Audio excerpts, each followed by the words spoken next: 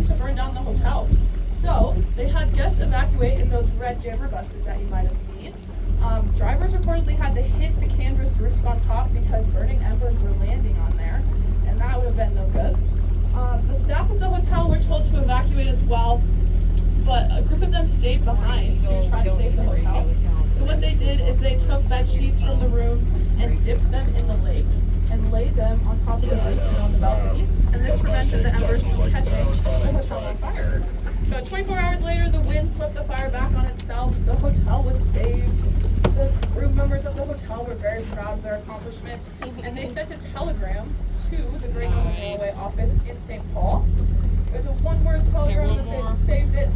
They got a one-word response back. Does anyone have a guess as to what the office said back to them? You got it. It was why.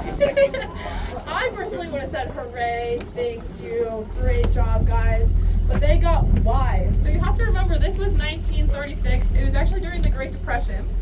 So if the hotel had burned down, it actually might have been better for the company financially, because they would have gotten the insurance payout from it. So we're like, why did you save that? I personally am very glad it's still here. It's a beautiful hotel, and it looks like we have some folks staying in it tonight, so it's a good thing it's still here. There's actually normally a couple that will stay up there for the summer. I was just up there a few days ago, and they are not up there yet, but once fire season sets in a little bit more, they will be up there for the season.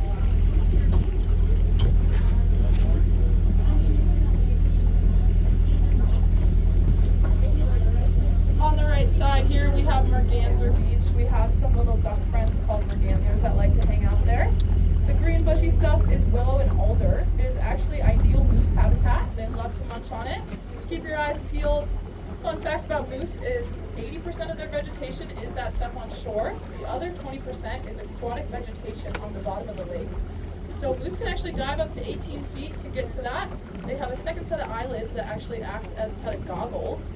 So they get to the bottom of the lake and they can munch on that.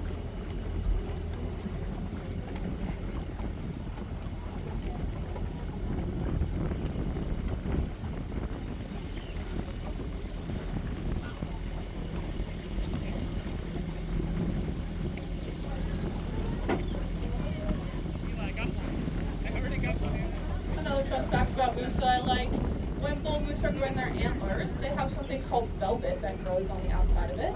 It is a bunch of blood vessels that help it grow, but it gives it a fuzzy velvet texture. Their antlers can actually grow to 4.5 feet wide, and male bull moose use the same amount of energy that female moose use when growing a fetus during pregnancy to grow their antlers. So it takes a lot of energy to grow those things.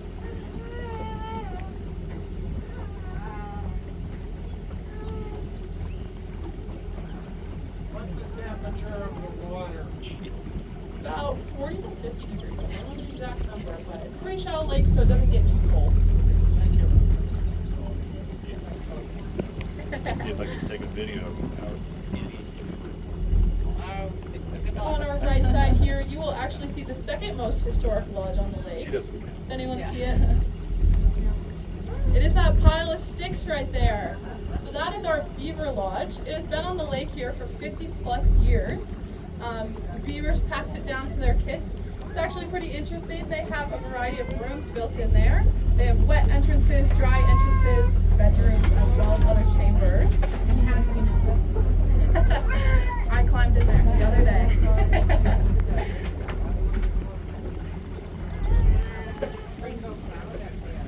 Alright, so now that we're in this bay, we have Grinnell Point on our right. That is the big one that you see staring right at you from the hotel.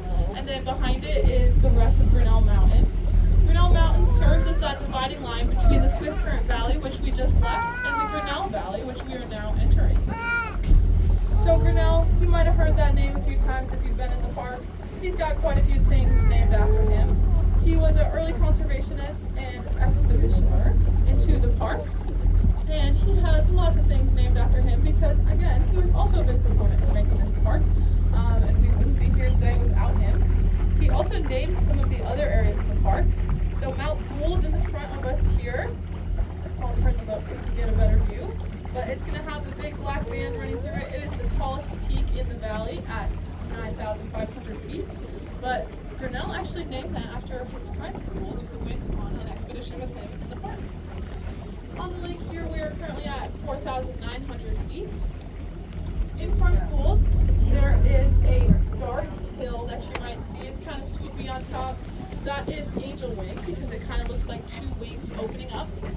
To the right and left of that, we have the Garden Wall. That serves as the Continental Divide. So if you're on the other side of that, you are actually in the Pacific Northwest. On the other side of that is also the going to the Sun Road, just to give you some perspective as to where we are in the park. If you went straight in that direction, you'd eventually run into Lake McDonald. Thank you. As we approach the dock here, you might notice a few differences on the trees on the left and the right. The ones on the right were actually burnt down during that fire in 1936, and they grew back as lush.